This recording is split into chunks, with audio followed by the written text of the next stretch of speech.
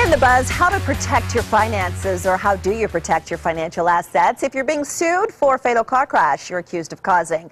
Well, as many are speculating, if you're a wealthy Florida polo club founder, you adopt your girlfriend. John Goodman, he's facing a civil and criminal trial for a drunk driving accident that killed a 23-year-old man. Goodman, who's 48, has adopted his 42-year-old girlfriend.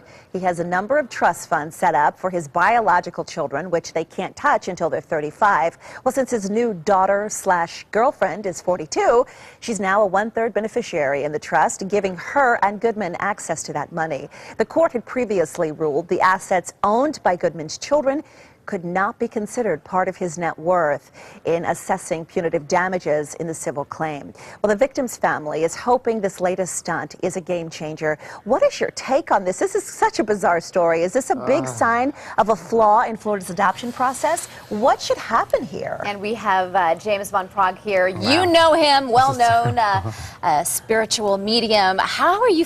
This is just despicable. Stories like this make me sick because there's a responsibility there, and I let him give all the money to parents of drunk drivers of that association and help what he did. I mean, come on, there's got to be responsibility there. And it's just greed at its finest. I hate to say it, but it's true. It's sad, very, very sad. Yeah, so many people say that we as Americans have just learned how to manipulate the system so much, from suing for every little thing to taking everybody to court, and there's shows about court, and it just makes it, those poor victims' families, they're the ones who suffer. Take his money away, give it to those victims. That's what needs to happen. It just seems like this is a case of fraud almost. Completely. And I'm wondering, and we'll see, time will tell, if the courts get involved here and say, no, I'm sorry, you cannot hide your money in this manner. I'm sure they will get involved, because someone with that much money and doing this maneuvering, they have to get involved, because this isn't okay. And even in Florida, this isn't okay. And why would you adopt your girlfriend? I mean, I don't know how blatant it could be for you to say sham.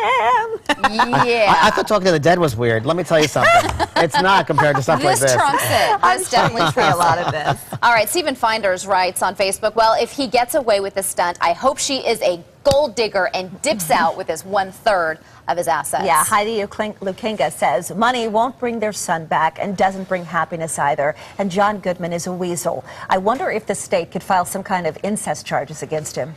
Yeah, that's an interesting point. Ellie Rakoff writes, it's slimy, but that's life in America. And that's, that's the bottom line. Heather Payne says he should have to pay for the hypothetical, or hypothetical. I think she meant hypothetical. I think she does mean hypothetical, so we'll correct it. Life that the young man would have had after college in his life. If he is worth hundreds of millions of dollars, he can surely do that.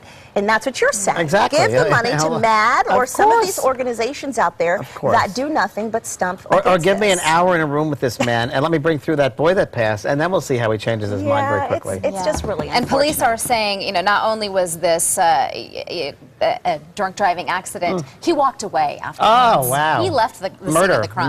Murder. Well, this is going to be unfolding in the Florida courts. We'll keep you updated on this on our website.